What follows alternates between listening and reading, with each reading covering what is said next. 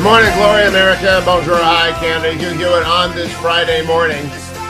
Doing my best not to cry for the Ukrainians after yesterday was spent with the complete bozo attempt of the White House to bring back any sort of coherence to their policy on Ukraine.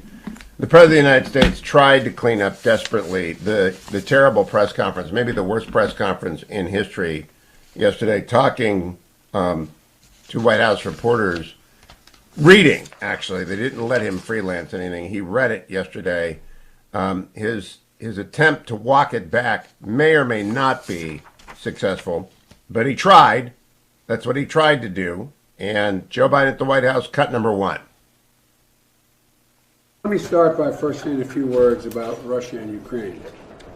I've been absolutely clear with President Putin. He has no misunderstanding. If any assembled Russian units move across the Ukrainian border, that is an invasion. But it will be met with severe and coordinated economic response that I've discussed in detail with our allies, as well as laid out very clearly for President Putin. But there is no doubt, let there be no doubt at all, that if Putin makes this choice, Russia will pay a heavy price. There's also not the only scenario we need to be prepared for. Russia has a long history of using measures other than overt military action to carry out aggression. And paramilitary tactics, so-called gray zone attacks, and actions by Russian soldiers not wearing Russian uniforms. Remember when they moved into Donbass, the little green men? They were dealing with those who were Russian sympathizers and said that Russia had nobody in there. Well, that includes little green men in uniforms as well as cyber attack. We have to be ready to respond to these as well in a decisive and united way with a range of tools at our disposal. The Ukrainian foreign minister said this morning that he's confident of our support and resolve, and he has a right to be. Well, no, he doesn't believe that. Zelensky and the foreign minister tweeted throughout the day that great powers should not forget that there are no such things as minor incursions. It may be the worst press conference in presidential history, given the consequences. Mitch McConnell went on Fox News with Bret Baier last night and discussed minor incursion, cut number 38. Well, if I were the president, I don't think I'd have a 2-hour press conference again. But look, let's just focus on the one thing that was the most disturbing, that was already covered in your setup piece, and that was a potential signal to the Russians that it's okay to take some of Ukraine. Now, I'm really glad the White House walked that back today. I hope Vladimir Putin doesn't misunderstand the message. No incursion into Ukraine is acceptable. What should we be doing about it right now? So that was the number one message. Well, first, Leader McConnell went on and did what President Trump should have done, what President Biden should have done, doing him a bipartisan favor, showing that national security issues are bilateral issues, are bipartisan issues, and trying to undo the damage done by the president. And by the way, Kamala Harris was a train wreck yesterday on the Today Show. But then Leader McConnell was pressed by Bret Baier, okay, what is your agenda? And this is what he said, cut 39. Listen closely to Mitch McConnell. Look, I don't think the American people are clamoring for any pieces of Build Back Better. They want us to tackle on the problems that they are concerned about. Inflation at the top of the list. A wide open border. We've already discussed the threat against Ukraine. Those are the things the American people are thinking about. The president needs to sync up his plans with things that people are interested in. They've been off on this toot over voting rights, for example. Well, 94% of the American people think it's easy to vote right now. We had a record turnout last year, the highest turnout since 1900, 120 years ago. Nobody's being discriminated against in voting. The Voting Rights Act is still intact, passed in 1965. I actually was there to witness it as a young intern here on Capitol Hill. They're making this up. Why are they doing it? They want a federal takeover of how every election in America is conducted. That is not how this country has been run for over 200 years. It's not what the American people are interested in having them do, but since 94% of them already think it's easy to vote. So here then Brett came to me to analyze what Leader McConnell had to say, and I said cut number 41. Hugh? I'm always impressed with the leader, Brett. Methodical, on message, Mitch McConnell. And he wrote in his memoir 5 years ago, The Long Game, you can start too late, but you can never start too early. And tonight you heard him start early on the fall elections. Inflation and the open southern border. Inflation and the open southern border. And drilling down on, of course, minor incursion. He probably also knows about the new poll this morning, the NBC poll, that when asked, are you a supporter of the Republican Party or a supporter of Donald Trump, 56% said the GOP, 36% said Donald Trump. Now, he avoided twice. You pressed him twice on the former president. He's not looking for a fight with Mar-a-Lago, but neither is he going to yield his leadership position. And he had two big wins last night, big enough wins that Lindsey Graham, who had thrown a couple of darts at him earlier in the week, was praising him on Twitter last night. So a good week for the leader, a good message to you. Very methodical. Very methodical Mitch. They call him Moscow Mitch. They call him the Grim Reaper. They call him, well, many, many different names for Moscow Mitch and Grim Reaper. And the master of the Senate is the one that matters, and Mr. Long Game. But I like methodical on message Mitch. President Trump, meanwhile, went on Fox News with Hannity last night, and Sean asked him about reports, as I had asked Robert O'Brien, his former national security advisor, yesterday morning, about reports that there was a rift between Ron DeSantis and President Trump. And I heard Robert O'Brien say on this show, fake news. And the president said to Sean Hannity last night, cut 37. Well, he is right. I get along great with Ron. Ron was very good on the Mueller hoax. He was right up front along with Jim Jordan and all of the rest of them. They were fantastic. The Republicans really stuck together, and it was a great thing. And Ron was one of them. And Ron wanted to run, and I endorsed him, and that helped him greatly. And he went on, and he's done a really terrific job in Florida. And I think, Ron has been very good. He's been a friend of mine for a long time. It's totally fake news. I think Ron said last week, he said it very publicly, he says, the press is never going to get in the middle of my friendship with Donald Trump. We're not going to do that stuff. And he said it very strongly. I thought it was very interesting, actually, and very nice. But he said that, and I agree with him on that 100%. No, I have a very good relationship with Ron. There's no and intend to have it. None. I'll be writing about this for the Washington Post today or Monday. Finally, President Trump, former President Trump, talking with Sean Hannity last night about the disastrous press conference. Let's play cut 36. So we took in hundreds of billions of dollars from China with taxes and tariffs, and companies started moving back because it was no longer so good to be there, and we had a huge impact. Then you look at what happened with, if you take a look at what happened with everything having to do with Russia, really what he said last night when he said they may go in, they will go in, and he talked about a minor incursion. And I sort of said, I don't believe he said that, because that's like giving him, they used the term green light.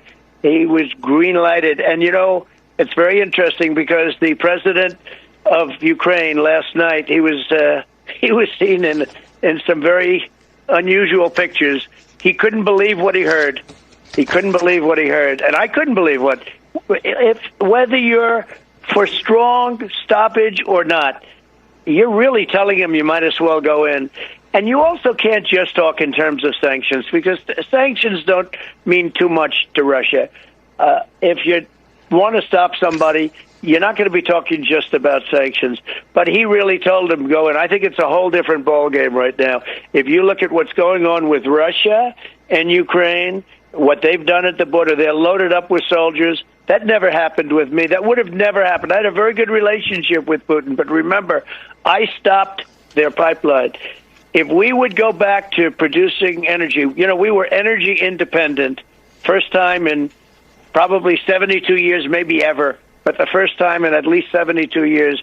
We had so much energy, we didn't know what to do with it. $1.87 at the pumps when I left. Now it's over $5. In California, it's over $7.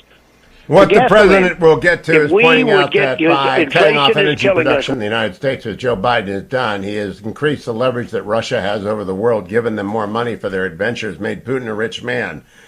Yes, Joe Biden's no good, horrible, very bad week continued yesterday. The vice president did him no favors on the Today Show. We'll cover that when I return to the Hugh Hewitt Show. Sad to report that Meatloaf, the Bat Out of Hell singer, passed away at the age of 74 overnight. I think this is one of the anthems of my generation. People liked it a lot. He's a wild guy. Had a wild look and a wild voice. Let me go back, though, to, speaking of wild voice, Kamala Harris did no favors for Joe Biden and the Democrats yesterday by sitting down with Savannah Guthrie, getting pushed around because she was haughty, touchy, irascible, and unlikable. Cut number 3. The president said yesterday, among other things, that he thinks that Putin probably will invade Ukraine. Later, he said he wasn't sure, but he said he probably will go in. Is that, for all intents and purposes, acknowledging that this threat of severe sanctions that the administration has made is having no effect on Putin, that he's actually not deterred by it? Well, I'm not going to psychoanalyze President Putin of Russia, but I will tell you this. It is clear to us that the decision is probably in his hands. Okay, that's very helpful. Cut number 5. Speaking of democracy and politics, the president put a lot of blame yesterday on Republicans for failure to get some of these key initiatives passed. But, you know, you have a 50-50 tie in the United States Senate, as you are well aware. Did the administration fail to temper its initiatives to meet political reality? In other words, should you have been more willing to compromise to try to get all Democrats on board? These initiatives failed because Democrats weren't united, let alone Republicans. Was that an error as you look back on this year? Well, when I look back on this year, I think about things like the bipartisan infrastructure law. Administrations, both Democrat and Republican, have tried for years. Well, doesn't that show Republicans were willing to help if the initiatives were good? But they tried for years to do what the American people want, and what the American people know is not an issue that should be thought of through a political lens. Things like upgrading our roads and bridges, things like cleaning out the lead pipes of America, because over 50% of children under the age of 6 are exposed to lead. These are the things that are part of the accomplishments that occur through a process of compromise, yes. But what ends up happening is that the American people benefit. Broadband in that law is going to be now more accessible and affordable to Americans around the country, from rural areas to urban areas. Well, Vice President Kamala Harris, I am way out of time. Next time they got to give us an hour so I don't have to interrupt and you can go as long as you want. But well, in fact, she's just on talking points. I've got to play for you, though, the exchange on elections, cut number 6 between Savannah Guthrie and the vice president. Let's talk about another comment the president made. He openly cast doubt on whether the 2022 midterm elections would be legitimate. He said it all depends, which is astonishing to hear a president question whether our elections will be legitimate. We've heard it before, but not from this president. Is he really concerned that we may not have fair and free elections? The president has been consistent on this issue. And the issue at hand, I was there last night in the chamber of the Senate, and the issue is that there are 2 bills, the John Lewis Voting Rights Act and the Freedom to Vote Act, that have been the solution that has been offered to address the fact that around our country, states have put in place laws that are purposely making it more difficult for the American people to vote.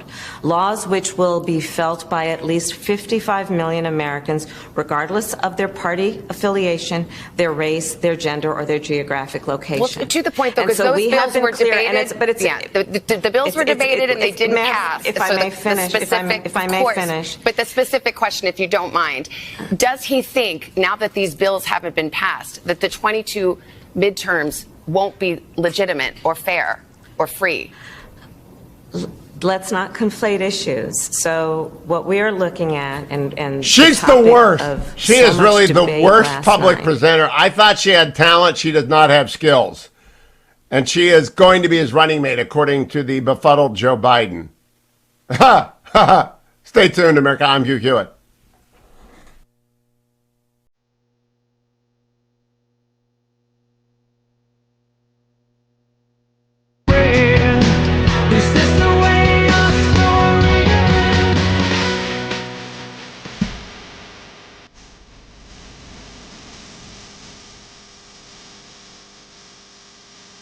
Welcome back to America. I'm Hugh Hewitt in California this morning. Thank you on this Friday, the 21st day of January in the year of our Lord 2022.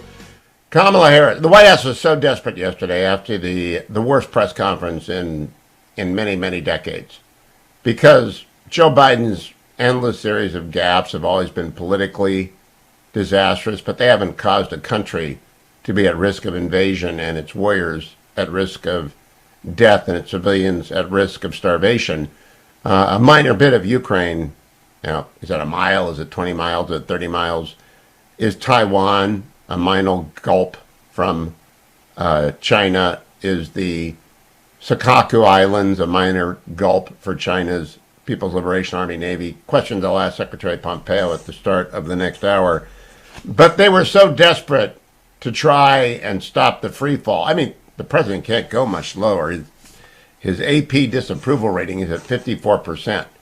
His approval rating in Quinnipiac is at 33%. He could go below 30%. He's lower than Trump was at a similar point in the presidency.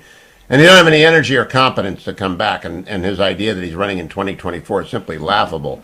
So they were obliged to send out Kamala Harris. And they did.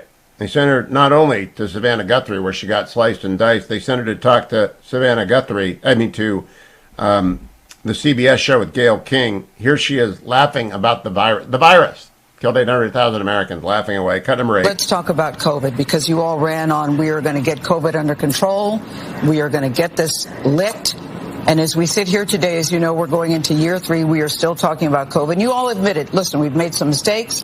We're going to do better. We're going to be better. The schools, can the kids go to schools? In New Mexico, the National Guard is being asked to be substitute teachers, all because of COVID. So it is not under control. So I'm wondering, what is your strategy here? And have you come to the point that we have all got to figure out how to live with COVID? So I'm going to try to unpack the various important I know there's points a lot. That you've made. No. Yeah, there's a lot. Yeah, don't laugh about that lot. She tried. Cut number 9. Let's turn to Ukraine and Russia, because I'm wondering if you all are having a cleanup in aisle 3 in the State Department today, where the president raised a couple of eyebrows when he seemed to make the distinction between a minor incursion and an all-out invasion. And so the people in Ukraine today, we understand, are very upset with that, because they believe that the president has given President Putin the green light. What do you say to that? Because it does seem to be very confusing. So the president, let me just first tell you, I start every morning reading the Presidential Daily Briefing, which contains classified information about threats to our national security and hotspots around the world. I am often in meetings in the Situation Room where the president and I and members of our leadership of our military, our intelligence community convene on these issues. The president of the United States, Joe Biden, has been very clear on the subject of Ukraine, which is that if Russia takes aggressive action, there will be severe and swift consequences. That there will be a price to pay. He didn't seem to say that yesterday, though, at the news conference. That's why I think clarification is needed. Well, we are very clear, and we've been very clear with Putin, that any aggressive action taken by Russia will meet a cost, a severe cost. That is what the president should have said. Ron Klain, the White House chief of staff, scurried over to Morning Joe. They're all going to their safe spaces, right? They're all on NBC and CBS. Ron Klain, who I have enormous respect for, but doesn't want to come on the show because I would ask serious questions, scuttled over to MSNBC's Morning Joe to talk to the 10 people watching, said this, cut number 18. Why were you all not better prepared for Omicron, especially on the testing front? Well, first of all, we weren't surprised by Delta, and we were prepared for a future variant after that. What we did was we ramped up dramatically on tests. Yeah, we do have a contradiction. Kamala Harris telling the LA Times they were surprised by it, so they haven't got their message straight. Jen Psaki was dispatched to the hostels. Dana Perina is a former press secretary. She's not going to, crucify Jen Psaki, but Jen Psaki just lied through her teeth. Cut number 10. So I'm curious if he will continue to say that those 2022 elections will be illegitimate. Well, first, I've talked to the president a lot about this, and he absolutely is not predicting that the 2022 elections would be illegitimate. The point he was raising was both that in 2020, even amongst challenging circumstances, efforts to suppress the vote, and the midst of a pandemic, there was record turnout, Democrats and Republicans, record turnout to go to the polls. And the point he was making is that the former president asked a number of states, 7 or more in fact, to overturn the outcome of the election. Now, obviously, if there's an effort to do that, we've got to fight against that. That's what our commitment is to doing. But he was not making a prediction. He has confidence in the American people, and we're going to do everything we can to protect people's rights. He mentioned the minority vote. I mean, he was pretty brash about it. Yeah, he was pretty brash about it. The same question comes to Jen Psaki from Jake Tapper at CNN. Yes, even from CNN is not buying this stuff. Cut 11. So I get that there are efforts on the state level, because this is also what the president was trying to tie it to, efforts on the state level to make it more difficult to vote. Some of that is no doubt born from the big lie. Some of it is nefarious. Some of it is election officials saying we're not in the middle of the pandemic like we were in November 2020. We don't need to do everything like we did. But I guess my bigger question is, if we're saying that there's no election that's legitimate if there are efforts to suppress the vote, then when has there ever been a legitimate election in this country? Trying to suppress American votes has been going on since the founding of this country. That's not what we're saying, Jake. People should be confident in the protections that we are going to continue to enforce. But also we know it's not long ago history. It is recent history. Sure. When the former president tried to overturn the outcome. That is different than the effort to suppress the vote. We need to fight against both. We need to ensure we're using every tool at our disposal. Obviously, a lot of those would be through the Democratic National Committee, and a lot of those are going to be through local efforts. And that's what the president was attempting to speak to. But he didn't say the elections are going to be legitimate and I'm going to be there making sure that they are legitimate and we're going to fight and you need to turn out to vote. I mean, he basically refused to say that definitively that they're going to be legitimate. Vice President Harris today also with Savannah Guthrie also refused to say that the results will be legitimate. She pivoted to saying, quote, "We as America cannot afford to allow this blatant erosion of our democracy and in particular the right of all Americans who are eligible to vote to have access to the ballot unfettered." So I hear what you're saying, but you do not seem to be on the same page as the president and vice president. I've spoken with the president about this extensively. I speak on his behalf. He is not questioning the legitimacy of the 2022 elections, but it is also his responsibility, and the vice president's too, to be very candid and clear-eyed and communicate with the American people about what is at risk and what they need to ensure they know what their rights are and what the former president attempted to do in 2020. And we can't forget and stop talking about that. Moving on to Russia and Ukraine, I want to get your reaction to what that Joe Biden left from his, yesterday his fan boys and fangirls in the legacy media inside the Beltway were praising him 2 days ago, the press conference, disaster day, praising him for going 2 hours. It took about 30 minutes for them to realize it was a disaster. Not long enough that they hadn't already gone on and tried to spin. They can't spin that.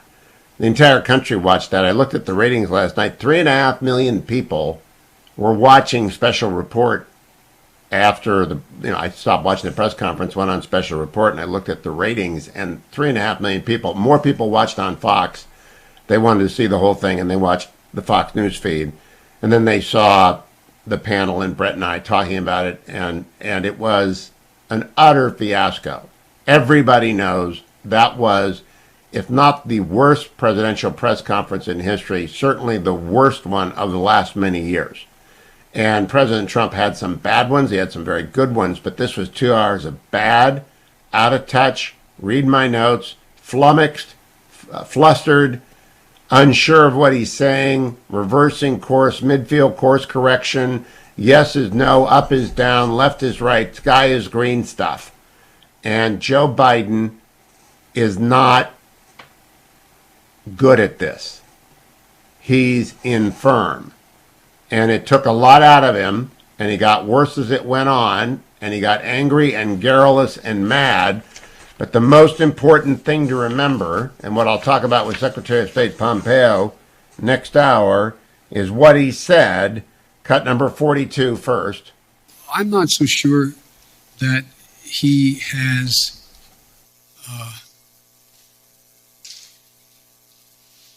David, I'm not so sure he is certain what he's going to do.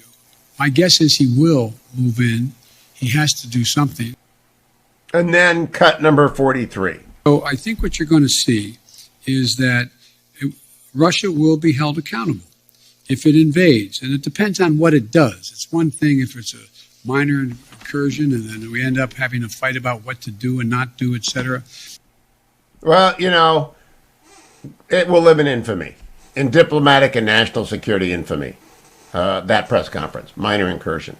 Canada, Hugh Hewitt, live in California this morning, joined by former Secretary of State of the United States, the Honorable Mike Pompeo. Good morning, Mr. Secretary. Welcome back to the Hugh Hewitt Show.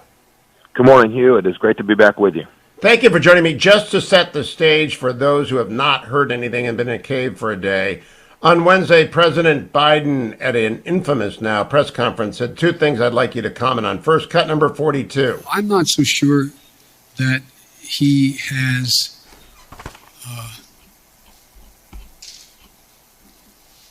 David, I'm not so sure he is certain what he's going to do. My guess is he will move in. He has to do something. And then cut number 43. So I think what you're going to see is that Russia will be held accountable if it invades. And it depends on what it does. It's one thing if it's a minor incursion and then we end up having a fight about what to do and not do, etc.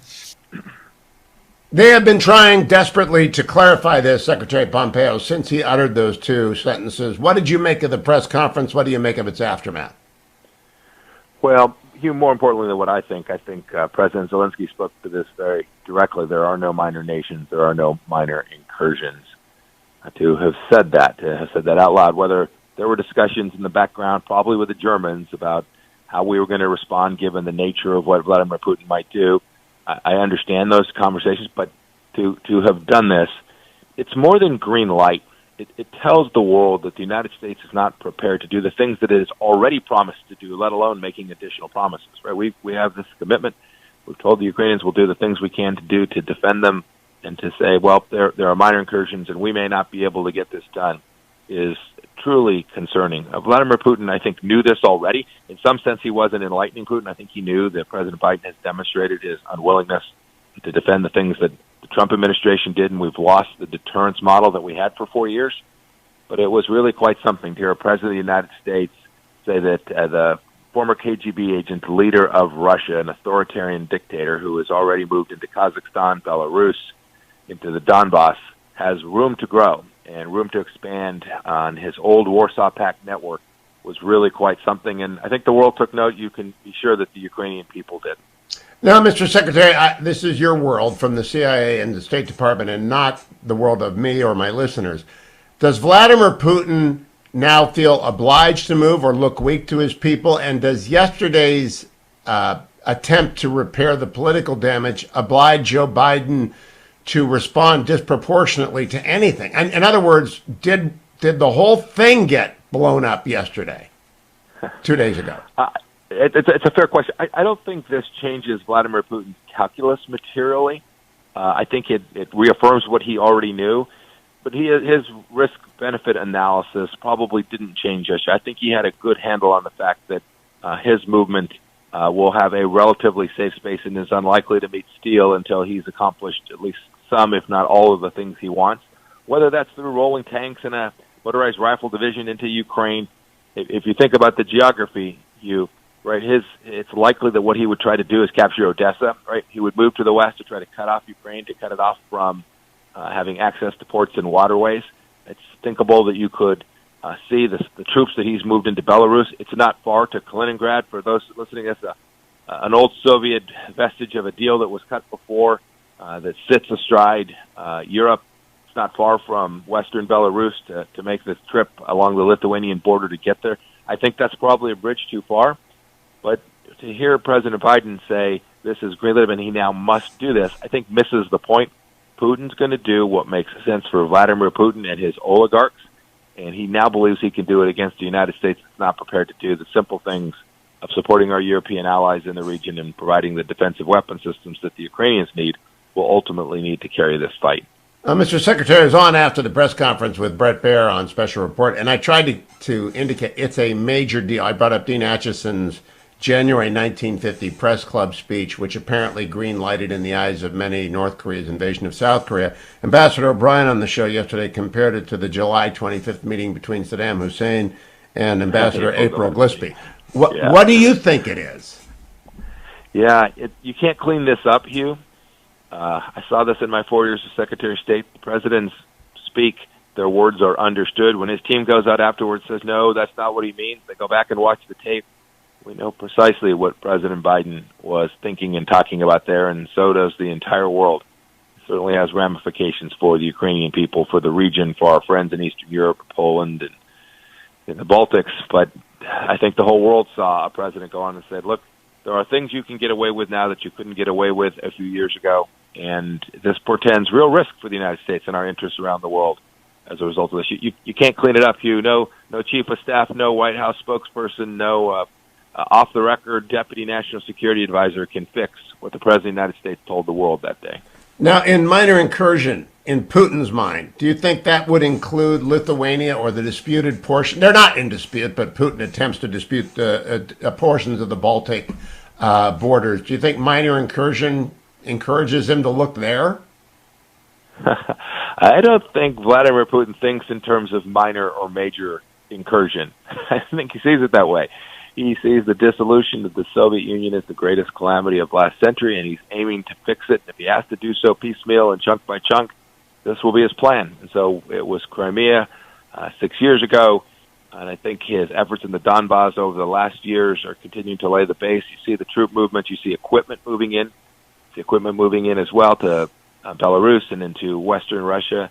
This portends Vladimir Putin, who has made a decision that he's going to push just as far as he can until he meets resistance. He doesn't say, I'm going to do a major incursion or a minor incursion. He says, I'm going to go achieve the imperialistic agenda that I have for my country.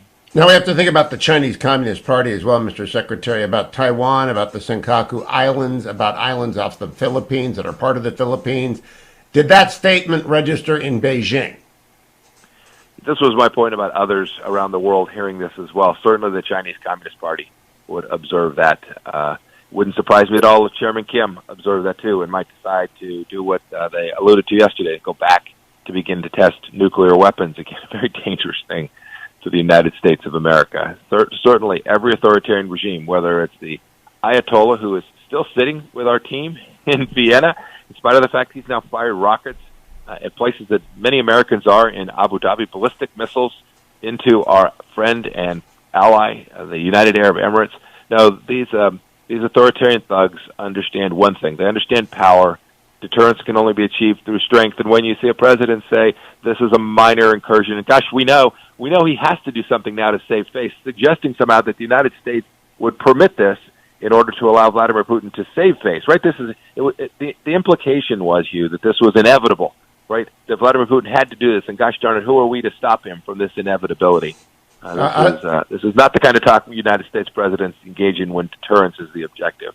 There's a famous quote, a small country far away and a people about whom we know little. That's Neville Chamberlain describing the giveaway of Czechoslovakia to Hitler in the Munich negotiation. Is there an air of appeasement about this administration? We've seen it on multiple fronts. Whether it was the way in which Afghanistan was abandoned to leave 13 Americans dead and many Americans still behind. We've certainly seen that with respect to what happened when the Russians shut down our pipelines in Southeast United States, when Russian hackers from their own country did that. We appeased. We said, don't do that again. We gave the Russians a treaty without asking for anything to start. We allowed them to build out, without being sanctioned, the Nord Stream 2 pipeline, gaining power over Germany, which in the end is the mission statement for Vladimir Putin. He will try to strike the fear of God in Germany so that Germany will muck up a NATO response to his efforts in Ukraine. Yes, I think it's absolutely the case that you can feel an administration not prepared to do the things one needs to do to deter, and that is the inverse of appeasement. At the conclusion of the presser, a frazzled and dismayed president who was quite clearly desperate to turn around the conversation said this. Cut number 45, please. I wonder what would be the Republican platform right now. What do you think? What do you think their position on taxes are? What do you think their position on human rights is? I dropped my pen right there, Mr. Secretary, and I know at cavpac.com you talk about human rights. What was your position on human rights? Certainly it wasn't giving away Ukraine or going to the Chinese Olympic genocide games. We defended the Orthodox Church in Ukraine. We defended the Patriarchate in Turkey. We declared the Chinese Communist Party's efforts to co-opt the Catholic Church and conduct genocide in this country. We were proud that we worked on defending the rights of every individual around the world. It doesn't mean putting thousands of soldiers in lots of places, Hugh. It means establishing a benchmark for what America will do to protect not only those people, but the United States itself. Secretary Mike Pompeo, thank you for joining me. Thank you. Have a great day, sir. You too. To follow what Secretary Pompeo is doing, go to cavpac.com. You get updates there every day. People ask me where he is. He's at CavPac, working for American security every day, cavpac.com. I'll be right back, America. Stay tuned. Welcome back, America. Hugh Hewitt live in California this morning, talking with United States Senator Rick Scott, represents the great state of Florida. He's also chairman of the National Republican Senatorial Committee, regular guest on the show. Senator Scott, welcome back. Good morning to you. Well, good morning, Hugh. Every month, Biden goes down, and our chances of taking the Senate go back up. I agree with that. I want to get into that. I want to start, though, with something about which you'll have unique knowledge. The press has been floating the idea that the governor you work with, Ron DeSantis, is your friend, and the former president that you know and visited Mar-a-Lago, Donald Trump, are having a war. And so President Trump went on Hannity last night and said this, cut number 37. Well, he is right. I get along great with Ron. Ron was very good on the Mueller hoax. He was right up front, along with Jim Jordan and all of the rest of them. They were fantastic. The Republicans really stuck together, and it was a great thing. And Ron was one of them. And Ron wanted to run, and I endorsed him, and that helped him greatly. And he went on, and he's done a really terrific job in Florida. And I think, Ron has been very good. He's been a friend of mine for a long time. It's totally fake news. I think Ron said last week, he said it very publicly, he says, the press is never going to get in the middle of my friendship with Donald Trump. We're not going to do that Scott, stuff. And he said there were more than one reports of that feud. Are they fake news? I talked to both of them, and it's never come up in any of those conversations, and so I've never seen it. I hope it's not true, and I don't believe it's true. So, but you have to listen, talk to both of them. But it's never come up in my conversation. Every time I'm talking to the president, he's helping me. He's saying, "What can I do to make sure you get the Senate back?" And I just believe that the media. No, this is my conviction. The media knows that Joe Biden is toast, that your committee and the House counterpart are going to win in the fall. And so they're trying to drum up Donald Trump stories, even if they have to make up conversations in order to support them. Do you think I'm on the mark? I think you are, Hugh. It never comes up in my conversations. All right. Let's go to the consequences of that disastrous presser on Wednesday. First of all, were you watching it live, or did you have to read about it later, Senator Rick Scott? Well, we were in the middle of working on voting, where remember they were working on getting rid of the filibusters so they could pass the radical agenda Schumer was in the Senate. So that's where my focus was. But I read about it and I watched it afterwards. And Joe Biden is a clown. He's completely incompetent. He has no plan to deal with anything. He'll pass the buck constantly. Like, he's not responsible for inflation, even though he's the one who shut down the Keystone Pipeline. He's the one who's done nothing. His team has done nothing to deal with the supply chain. His group is the one that get paid people, more money to not work than to work. But he's not has any responsibility for that. He's never responsible for the Afghanistan debacle. He's not responsible for anything, and he has no plan. They don't do anything.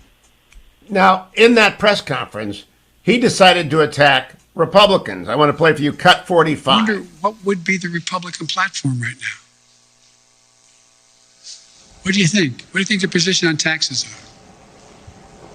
What do you think their position on human rights is? So, Senator Rick Scott, you're out with all of our candidates. I couldn't believe he teed that up for you that way. Mm-hmm. It's interesting. Their plan, Biden, Schumer, Pelosi's plan, has been devastating for this country. You look at an completely open border. 100,000 people died of drug overdose. China's threatening Taiwan. Russia's on the border of Ukraine. Gas prices up, food prices, shelves empty. I mean, you see all these things, and he wants to just attack Republicans. He's the president. He's responsible. When I was governor of Florida, whatever happened, you had to take responsibility, and you had to solve it. But he has never in his life taken any responsibility, and the Democrats, they're in la-la land. I mean, they're the anti-democracy party. All they want to do is play politics and steal elections. They have also become, incredibly to me, Senator Scott, the anti-parent party. In Virginia, school boards are rejecting the new governor, Glenn Youngkin's executive order offering parental choice. Some school districts are considering increasing the quarantine of children. The devastation of children through this COVID has not registered on the Democratic Party at the local, the state, or the national level. Are you advising the candidates you're helping get ready for the fall to concentrate on parental rights and children rights? Oh, absolutely. I mean, Hugh, I think one of the reasons why we're going to win is that parents are going to be involved in these school board races. It's always hard to raise money, get people active in school board races. Not now. All across this country, people are saying that those people have an impact on my kids' future. And I'm not going to let these incompetent people that are controlled by the teachers union run my kid's life and ruin my kid's ability to get a good education, because every parent knows that the future is their kid's education. And so I think we're going to have unbelievable turnover in school boards, and it's going to help Republicans win all across the board, in the House and in the Senate, all across the board this time, and people are going to be active in these school board races. Now, Senator Rick Scott, I believe, but I won't know until November, that the Democrats' attempt to kill the filibuster was understood by the public to be a radical and destabilizing move to undo the nature of the Senate that has grown up over 120 years. I believe that Mark Kelly in Arizona voting to kill the filibuster, Michael Bennet in Colorado voting to kill the filibuster, Cortez Masto in Las Vegas, Warnock in Georgia, Hassan in New Hampshire, all voting to kill the filibuster, make those 5 senators vulnerable. Do you agree with me? Absolutely. I think what everybody is seeing is the Democrats have become the anti-democracy party. They have become very radical. They're controlled by the teachers union. They're controlled by the most radical left part of their party. I mean, Schumer's case, he's scared to death that AOC will run against him in a primary. But the others, I don't get it. Mark Kelly, Arizona is still a Republican state. Cortez Masto is already behind in the polls. Hassan is behind in the polls. Warnock is behind in the polls. I mean, we have every reason to believe we can win those 4 states, plus we can win in Colorado. We've got a great candidate in the state of Washington. And there's a poll out that Murray, who's been there forever, the Democrat in the state of Washington, is only up 3 points with a generic Republican. And we've got a great Republican running there, Tiffany Smiley. So let's walk through each of these. Let's go to Arizona. The primary won't be until late, but Mark Kelly defined himself as radical, in contrast to his other state senator, Senator Sinema, also a Democrat who rejected the effort to undermine the Senate stability. Does Mark Kelly survive that lurch to the left? No. I mean, let's remember, this is still a Republican state, right? And Mark Kelly promised he was a moderate. Now he votes at 100% with Chuck Schumer. He does everything Chuck Schumer tells him to do. So we're going to get a great candidate out of the primary. We've got a lot of good people running, and so it'll be a tough race, but we're going to win there. If you just think about it, look at that generic ballot across the country. People are rejecting the Democrats. So our job is just to explain that Mark Kelly is actually a Democrat. He's not a moderate. He's not an independent. He's a far left, Chuck Schumer Democrat. That's not going to play well in Arizona. Let's talk now about Las Vegas and Nevada. John Ralston, who I like a lot, he used to be a reporter. He is now obviously an advocate and is cheerleading Cortez Masto and slagging on Adam Laxalt, who he has a vendetta against. He said yesterday online or the day before that Cortez Masto had dramatically outraised Adam Laxalt. I'm not sure what he means by dramatically outraised. What's the situation in Nevada? It doesn't matter. I mean, the problem that Cortez Masto has is she's Chuck Schumer. So when you vote for Cortez Masto, you're voting for Chuck Schumer in Nevada. That's not what they want right now. Right now, we're already beating Cortez Masto. When you look at even the public polls that are out there, a Republican is winning, and so there's no reason we shouldn't win in Nevada. Also, they're rejecting Cortez Masto, and they're sick. People are sick and tired of just go through it. I mean, she votes for an open border. She votes to close schools. She won't stand up to Biden on anything. She just, whatever Chuck Schumer says, yes, sir, that's how she votes. Now, Senator Warnock went with President Biden to Atlanta to give now the infamous speech in which he compared you and me and everybody listening to this show and everyone who wants local control of elections to Bull Connor, George Wallace, and Jefferson Davis. He tried to apologize, but then doubled down in his press conference. Is Raphael Warnock underwater, and is Herschel Walker beating him in trial heats? Absolutely. First off, let's remember, I think all those individuals they were talking about were Democrats. And Democrats are the ones that wanted to limit the vote of African Americans in this country. So Herschel Walker is already beating Warnock. We released a poll in December. Herschel's running a very good race. He still has a primary, but he's way ahead. So he's already ahead of Warnock. Warnock is sort of the Doug Jones of this cycle. Georgia is still going to go Republican. And we have a governor's race, we have a Senate primary. We're gonna do really well in Georgia. It's still a Republican state. Take me up to New Hampshire. You wanted Governor Sununu. The president actually read Governor Sununu's comments. I don't know if that's going to be an issue in the campaign, but will you have a great candidate in New Hampshire? And is Senator Hassan looking weak?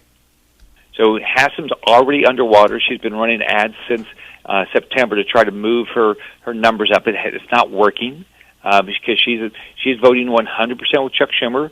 I mean, you don't elect Chuck Schumer and Chris Sununu in the same state. Just stop and think about it like that. So we've got General Don Bolduc already in the race. It looks like the state senator Chuck Morse is going to get in the race. The Londonderry Township manager Kevin Smith is looking at the race, and there's others. So we're going to have here's some people think it's a negative or primary slate, but what's going to happen is it's going to give us way more press. And Hassan's not going to get better. She's defined. It's very difficult for people where in as bad a shape as Hassan is in to change her numbers.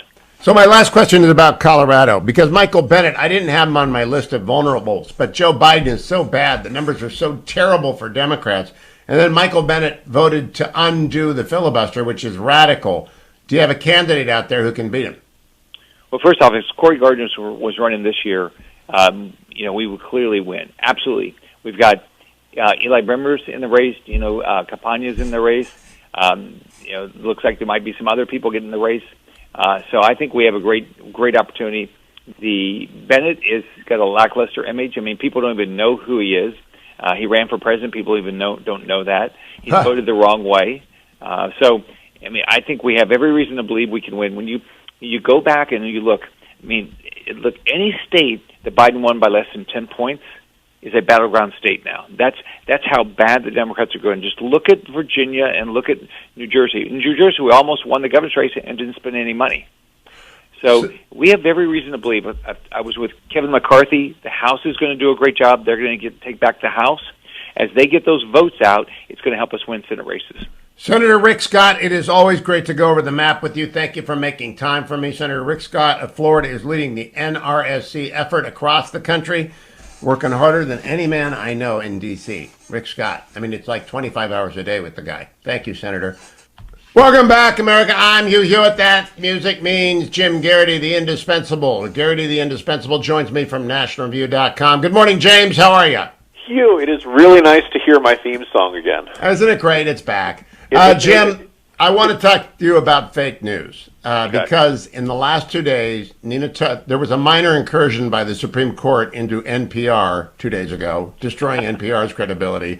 And then Donald Trump, Robert O'Brien, Mike Pompeo, Rick Scott have all made minor incursions into many people's credibility who said there was a DeSantis-Trump feud, including President Trump last night when asked by Sean Hannity, if he'd heard about the alleged rift between himself and DeSantis, said this, cut number 37. Well, he is right. I get along great with Ron. Ron was very good on the Mueller hoax. He was right up front, along with Jim Jordan and all of the rest of them. They were fantastic. The Republicans really stuck together, and it was a great thing. And Ron was one of them. And Ron wanted to run, and I endorsed him, and that helped him greatly. And he went on, and he's done a really terrific job in Florida, and I think, Ron has been very good. He's been a friend of mine for a long time. It's totally fake news. I think Ron said last week, he said it very publicly, he says... all right, fake news. Now, I'll tell you, Jim, I got hammered yesterday by Maggie Haberman. Other friends of mine got hammered by other reporters who had floated this feud, and it's just nonsense. Why do they do this? So, Hugh, no doubt you have seen that the ratings for the news in television and newspaper circulation, and by the way, my traffic's doing fine, but other folks apparently have seen an enormous drop in their traffic from 2020 to 2021, and I suspect there's a couple of reasons for that. But 2020 was a pretty dramatic year in which people were tuning in to see, oh God, am I going to die today, kind of type news. But Donald Trump drove an enormous amount of attention to the news, and Donald Trump in semi-retirement or in seclusion, or exiled to the Isle of Elbe in Florida. Not having Donald Trump in the news is not good for certain people. I don't want to pick on Maggie Haberman specifically, but let's face it, she was one of the... Oh, she mad at me yesterday when I simply reported that her objecting to Robert O'Brien and others throwing water on this said, I remarked, it's Donald Rumsfeld's the absence of evidence is not evidence of absence theory that she was embracing. Let's say, one of the places I check every morning is Mimeo Random, which basically just gathers the news and basically just takes a topic and tells you who's writing about it. It doesn't necessarily, and it uses links and who's linking to what and stuff like that. Almost every day, not every day, but almost every day, there's a January 6th commission is high up there. Now, is that a story? Sure, it's a news story. But we still got the Omicron pandemic going on. We still got Ukraine and Russia. The economy, inflation, supply chain, there's a lot of stuff going on, right? But there are people who became addicted to Trump news. If you can put Trump in a headline, they think they're going to get higher traffic. And, oh, by the way, I think, there's clearly some evidence for that. The thing is, what's going on with Trump on any given day is not necessarily the most interesting, relevant, or important thing that's going on in the news. However, Republican infighting, they love writing that story. Oh, Trump addiction is real, and Trump withdrawal is awful to behold. Right, and because DeSantis has been one of the most, you could say controversial, but I just think also one of the most outspoken, one of the most news-generating governors in the country, and he's kind of replaced Trump as if you're really fed up, he's the anti-Fauci, right? He's the epitome of all that's wrong, right up there with Georgia is conducting human sacrifice, as that infamous Atlantic headline written. So people love to hate Ron DeSantis. I say people, I mean people on the left. People love to hate Donald Trump.